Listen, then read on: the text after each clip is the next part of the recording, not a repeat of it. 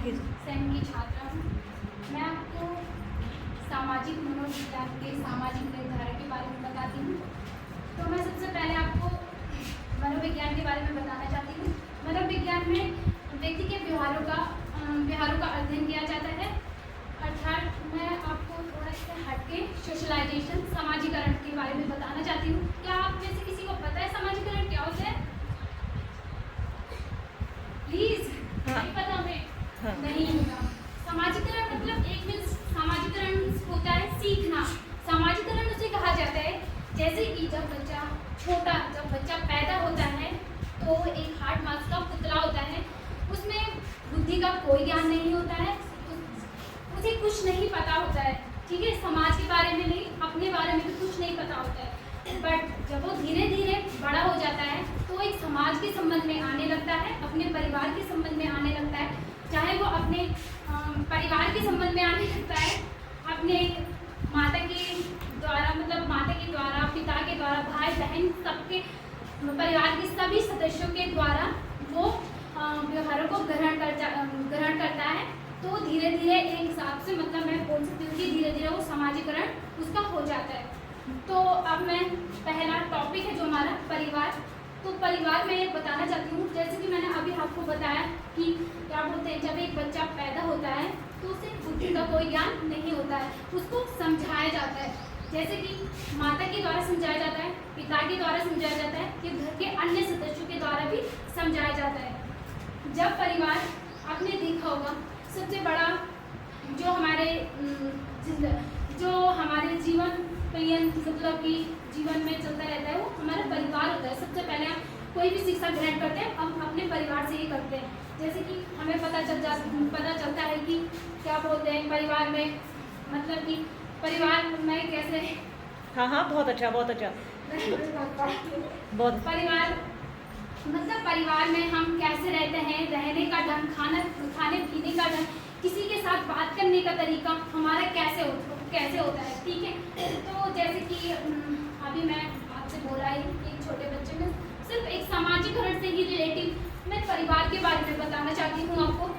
तो मैं ये जानती हूँ, जैसे कि आपने देखा होगा कि हमारे घर में कोई मेहमान आता है और अगर हमारे साथ कोई बच्चा रहता है तो बच्चा जैसे उसको कैसे पता रहता है कि वो मेहमान के पाँव छूने के लिए जाता है, क्यों? उसकी मम्मी ने जो संस्कार दे रखे होते हैं उसको पता चलता है कि हमने कैसे अपने मम्मी, उसकी माँ बोलती है जाओ बेटा पानी लेके जाओ बेटा मेहमान का एंटरटेनमेंट करो, मनोरंजन करो मेहमान का।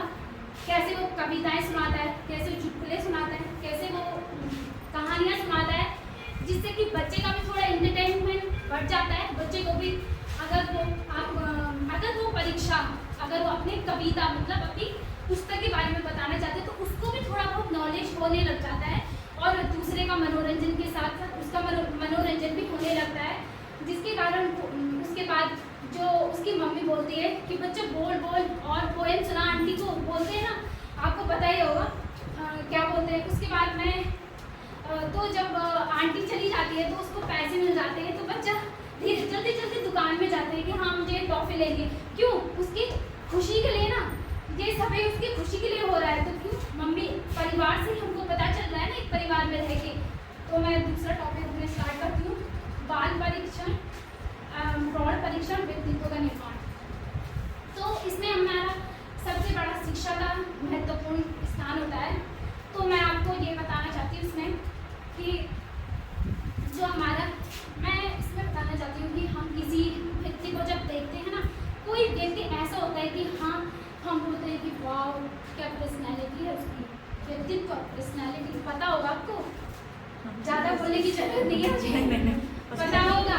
तो हम बोलते हैं उसके रहने का तरीका, उसके खाने का तरीका, चलने का तरीका और उसके साथ मतलब उसका इतना हम वो कर लेते हैं उसको देख के कि हम बोलते हैं कि काश हम भी हो। मैं खुद मैम की बात करती हूँ, मैं इस स्टेज में आई सच में मेरे को बहुत घबराहट महसूस हो रही है, बट मैं नहीं देखती तुमको, और मैं जब बोल रही हूँ मुझे खुद नहीं पता मैं क्या बोल रही हूँ। और मैम सच में मैं आपकी वजह से आई, पहले तो आपके लिए दिल से धन्यवाद। Thank you so much. मैं ज़्यादा ना कहके तो मैं यहाँ पे थी व्यक्तित्व में, तो मैं मैम का व्यक्तित्व लेके आप देखते हो कि में मैम चलने का स्टाइल, खाने पीने का स्टाइल, सबसे बड़ा पढ़ाने का तरीका। क्यों पढ़ाने का? मैम का अंदाज ही अलग होता है। जब मैम आती है क्लास में तो मैम क्लास में छा जाती है। तो मैं तीसरा लेती हूँ शिक्षण संस्थाएं। शिक्षण संस्थाएं जैसे मेरी पहले भी आपको बताया होगा, पहले की वीडियो में देखा होगा आपने, तो विद्यालय शिक्षण जिससे हम शिक्षा लेते हैं, विद्यालय, कॉलेज, कोचिंग सेंटर। तो मैं एक छोटा मैं समाजीकरण से ले रही हूँ। तो मैं समाजीकरण में एक छोटा बच्चा विद्यालय जाता है जब, तो उसको कैसे, उसको बोलते हैं ना कि आप यहाँ पे बैठो, बैठने का तरीका सीखता है वो स्कूलों में जाके। और कैसे बोला जाता है कि गुरु का आदर करो, बड़ों का सम्मान करो, छोटों का, बड़ों का आदर करो, छोटों का सम्मान करो, बोलते हैं ना। तो मैं चार लेके चौथे टॉपिक पे आती हूँ, सामाजिक स्थिति तथा कार्य। तो जो व्यक्ति होता है उसकी स्टेटस, अपनी जिंदगी में सब स्टेटस होते हैं उसकी भूमिकाएं, तो अलग अलग कार्य के साथ अपनी अपनी भूमिका निभाता है। तो मैं माँ को लेती हूँ, मैं एक माँ को लेती हूँ। जब एक लड़की पहले बेटी रहती है ना, अपने परिवार का, अपने माँ बाप का क्या बोलते हैं, इज्जत बढ़ाया करो, किसी के सामने झुकना नहीं, बोला ना। मैं खुद मैं अपनी बात बोल रही हूँ, मेरे परिवार वालों, तुमने देखा होगा मेरी शादी हो चुकी है, बट मेरे घर वालों ने नहीं बोला मुझे, क्या बोला, मुझे बोला तू पढ़ाई कर। मैंने पहले मेरे रिश्ता आया था, ये रिश्ता आया फर्स्ट टाइम, मैंने बोला मुझे शादी नहीं करनी है। 2 साल पहले आया था, मैंने बोला मुझे शादी नहीं करनी, बट मैंने यही पहले डिमांड रखी कि मुझे शादी नहीं करनी, तो मुझे पढ़ाई करनी है, मुझे अपने करियर बनाना, मुझे अपनी लाइफ बनानी है। तो घर वाले आपने देख लिया होगा, हस्बैंड साथ दे रहे, तुम यहाँ तक हूँ, नहीं होते तो मैं भी वही चाहती हुआ तुम्हें बंद रहती।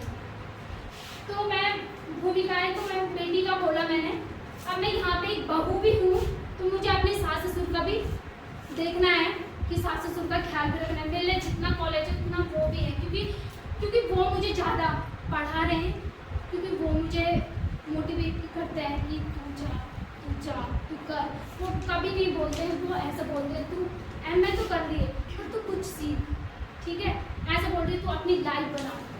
तो उसके बाद तीसरा मैं लेती हूँ, क्या बोलते हैं, आपको पता होगा, माँ जो बच्चों का लालन पालन करती है। मुझे भी आती है अपनी माँ की याद, बोल सकती हूँ, मुझे भी आती है। आपके पास तो अनमैरिड हो सारे, सोचो भाई तुम्हारे पास तो मम्मी है, साथ में चलती है, मेरे पास तो मम्मी भी नहीं है, फिर भी मैं भी अपनी माँ की, पर मैं इतना ही इस स्टेज पे जो आई ना, सीधे मम्मी कसम, मैं सच में बोल रही, इस स्टेज पे आई मैडम, मैं सिर्फ अपनी माँ को दिखाने के लिए आ रही हूँ। माँ मैंने भी बोला और मैं बोलना चाहती हूँ।